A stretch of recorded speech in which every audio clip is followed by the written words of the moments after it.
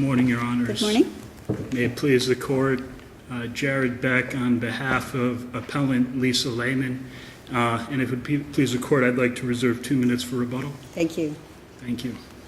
I'd begin with the procedural issue on appeal, which at the hearing that Judge Hendon held on Ms. Lehman's motion, he appeared to deny our motion on procedural grounds, and Quayside, the appellee in this case, has raised it again on appeal, which is that Ms. Lehman's motion to enforce the underlying judgment that was entered in this case by Judge Hendon back in 2009, that her motion to seek an order enforcing that judgment was procedurally improper. The judgment that you're talking about, that you're seeking to enforce, was a deck action. That is correct. Asking to declare what the rights of the parties were, and it was solely limited to that. And the deck action asked was for a determination of whether the association was subject to and governed by Chapter 718. And the trial court made that finding that, yes, it was. Isn't that all that you proceeded under initially was a deck action? It was a deck action, but the court's order and the findings of Judge Hendon was not limited simply to the declaration that the defendant is a condo association subject to Chapter 718. It also found, critically, at paragraph 20 of the judgment, which appears on page 20 of the appendix, that pursuant to Florida Statute 718-104 sub 2, the Towers of Quayside as a condominium, as all of the property within Towers of Quayside has been submitted to condominium property. So, number one, Judge Hendon found that the Towers of Quayside is a condominium. And then he entered a enumerated list of adjudications, which states that paragraph 23, that the defendant is a condo association pursuant to Florida Statute Chapter 718. And then he stated that the defendant is subject to Florida Statute Chapter 718 and must immediately comply with the requirements of Florida Statute Chapter 718 in its entirety. So when you look at Judge Hendon's underlying order, the rulings in that order and the findings in that order stretch beyond the simple statement of declaration. How could the trial court, I mean, it's almost like, if you file a deck action, you're asking what are your rights, make that determination, and then the trial court's going to say, okay, I'm going to tell you what your rights are, and although this has not been pled or requested, I'm going to tell you that I'm going to retain jurisdiction in perpetuity to make sure you're complying with all of your obligations under Chapter 718. How is that even possible? How can a trial court retain jurisdiction in perpetuity to determine whether there's been compliance under all of the regulations under 718 forever and ever?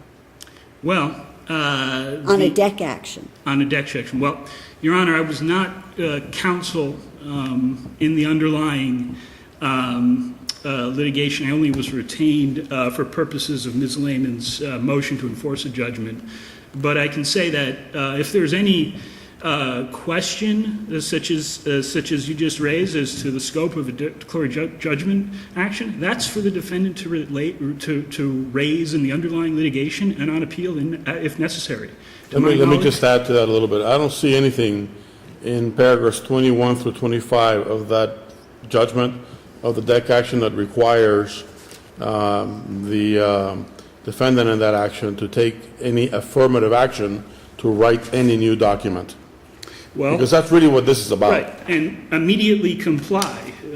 What could be more affirmative? Comply with the requirements of the chapter.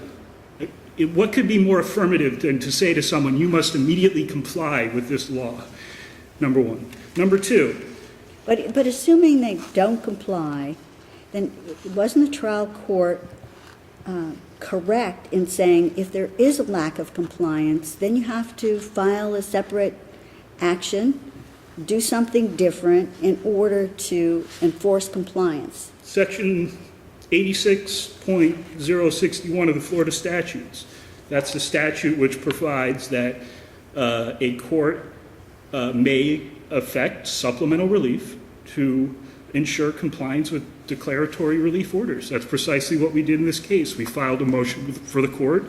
We set forth a series of requests for supplemental relief that we believe are required to be undertaken in order for this order to have any effect. I mean, to get back to Judge Fernandez's question, where does it say in this order that there must be an affirmative obligation to write any documents? I cited chapter or paragraph 24 of the judgment, but going back to paragraph 20, it says that Towers of Quayside is a condominium. 20 is a finding. That's a finding. 20 is not a judgment. 20 is not an finding. order. It's a finding. 21 to Judgment is 25 are the judgment and order of the court. So we have a judicial finding that there's a condominium, but there's no condominium declaration. That can't be.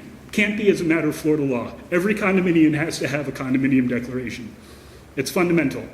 We cited cases which say that the declaration of condominium is akin to the constitution of a condominium. And so the chapters 718 regulations, they take effect through the declaration of condominium. If you don't have a declaration of condominium in play, then you don't have compliance with chapter 718. So what could this order possibly have meant? To say you have to comply with 718, but you don't have a condominium declaration? I mean, that makes the order senseless. It appears that this whole scenario really sheds a lot of light on how strange it would be to try to enforce this action in in perpetuity. I mean, you brought the motion to enforce 7 years after the judgment was issued, and it was actually, I think, 3 years or 4 years after the department itself denied you the remedy you are now seeking from the trial court. It appears that this could go on forever, even when you get adverse rulings from the department itself. Well, my client was not represented by counsel when she did that. And the reason she wasn't is You mean the because... DBPR complaint? Right, I didn't do that. That was my client acting on her own behalf. Well, that's her choice, isn't it? That's her choice, and the reason she did that She has is to live because with her it. counsel left the case. And she has to live with Her it. counsel left the case. The counsel was representing her in the underlying case, said he had a conflict, couldn't represent her anymore, so she did what she could as a pro se to try to get this order enforced. But there was a ruling, regardless of whether Not a binding ruling, it's the enforcement of a court order. The DBPR doesn't have any jurisdiction over whether or not a court's order should be enforced. Could that not have been appealed? That can't be appealed. The DBPR ruling could not have been appealed? It's a regulatory a gloss on a judicial order. It has nothing to do with whether or not a condominium association defendant in this case is violating the judicial order. But listen, you have to understand that your view of that DEC action judgment may not be consistent with our view of the DEC action judgment or what it requires.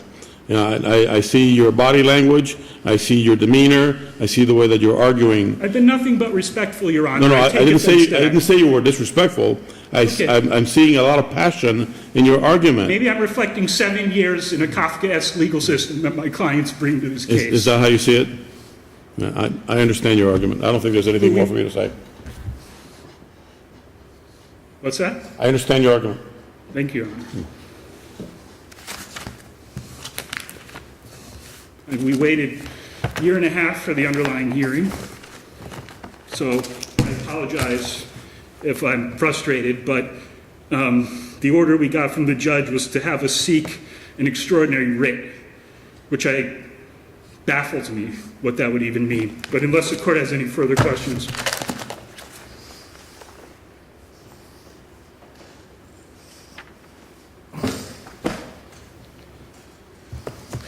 Good morning, Your Honors. morning. Mark Halpern of Halpern Rodriguez on behalf of the Appellee Towers of Quayside. If the appellant was dissatisfied with the department's ruling, did the appellant have the remedy of seeking review in the Circuit Court Appellate Division? Or the district court, Or right? district court, either way, from an agency ruling? I believe they do have that right. In addition, they had what Your Honors brought up, which was the ability at any time to move for supplemental relief. If they felt that the deck judgment did not grant them what they sought, we all know that supplemental relief can be moved for and granted by the court. That's really the key here. I think you heard opposing counsel say that they did move for supplemental relief. Respectfully, I think he is either attempting to misguide this court or simply doesn't understand the difference between a motion for supplemental relief and a motion to compel compliance with a final judgment and for contempt. Because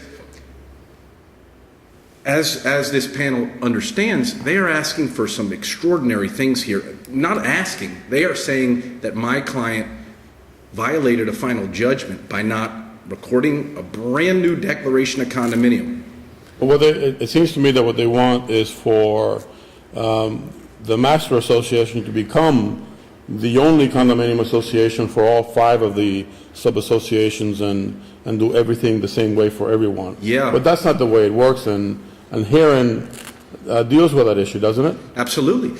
And really what they're saying is take a master, or in this case, a declaration of covenants, restrictions, and easements that's been in effect for 36 years, since 1981, the Bible, the Constitution of this master association. And they're saying, you know what? Since the final parcel, the 6th parcel in this phase condominium complex, since it was declared a condominium, that one last I sub-association. hate to interrupt you, Please. but I'm going to anyway. Is that you are now arguing the merits. And since the trial court didn't address the merits, I don't know that we even need to address them. I think that's an awfully fair point, and I agree with you. I was simply attempting to respond and maybe a little off subject to Judge Fernandez's comment, but frankly, I think that this is absolutely an issue of law. I don't think that this court had the authority to grant this motion. There was no supplemental relief ever given, and I don't want to repeat myself to the panel, but there was simply no direction to the Towers of Quayside to do the things that the appellant was arguing were not done and therefore were violations of the final judgment. And I want to try to stay away from frankly the underlying argument which you caught me getting into, which is really the facts and would have been the subject of possibly a motion for supplemental relief had it ever been requested.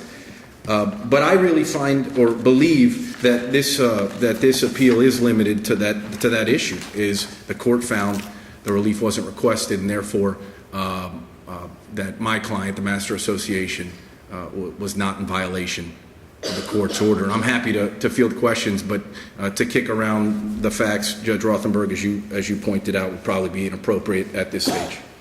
Thank you very much. Thank you, Your Honor.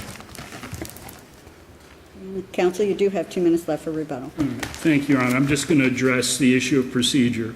If the issue comes down to whether or not we went through the proper procedure to enforce a declaratory judgment, then basically the court would have to find that the document that we filed at Appendix 6, which we titled Motion for Order Compelling Defendant to Comply with Amended Final Summary Judgment and for Order to Show Cause Why Defendant Should Not Be Held in Contempt, and then goes on to request various forms of relief from the court, does not comply with the letter of Florida Statute 86.061, which describes how a litigant obtains supplemental relief under a declaratory judgment action. And the only thing I could possibly think of is that the document doesn't use supplemental relief in its title or reference the statute, but I think that that's the kind of ruling that would be very tragic indeed to say that we hadn't followed the proper procedure, because we filed a motion, we asked for a hearing,